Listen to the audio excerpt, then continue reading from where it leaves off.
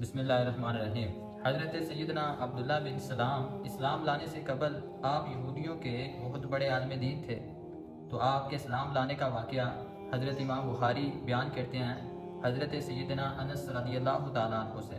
آپ فرماتے ہیں کہ نبی کریم رؤوف الرحیم صلی اللہ علیہ وآلہ وسلم جب مدینہ شریف ہجرت کر کے تشریف لے آئے تو حضرت سیدنا عبداللہ بن سلام اس وقت ایک باغ میں پھل توڑ رہے تھے، تو انہیں جب خبر پہنچی وہ فوراً حضور کی بارگاہ میں حاضر ہوئے۔ عرض کیا یا رسول اللہ، میں آپ سے 3 سوال کروں گا جو نبی کے علاوہ ان سوالوں کو اور کوئی نہیں بتا سکتا، ان کے جواب نبی کے سوا اور کوئی بندہ نہیں دے سکتا۔ تو آپ نے عرض کیا یا رسول اللہ، میرا پہلا سوال یہ ہے کہ قیامت کی پہلی نشانی کیا ہوگی؟ دوسرا میرا سوال یہ ہے کہ اہل جنت کا پہلا کھانا کون سا ہوگا؟ اور تیسرا حضرت عبداللہ بن سلام نے حضور سے پوچھا میرا تیسرا سوال یہ ہے کہ بچہ باپ کے مشابہ یا ماں کے مشابہ کیوں ہوتا ہے؟ تو حضور نے ارشاد فرمایا کہ ابھی جبریل امین میرے پاس تشریف لائے اور آ کر مجھے تیرے ان سوالوں کا جواب بتا کر گئے ہیں۔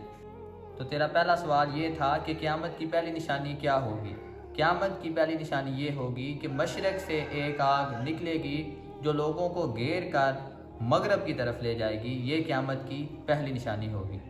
اور فرمایا تیرا دوسرا سوال تھا کہ اہل جنت کا پہلا کھانا کون سا ہوگا؟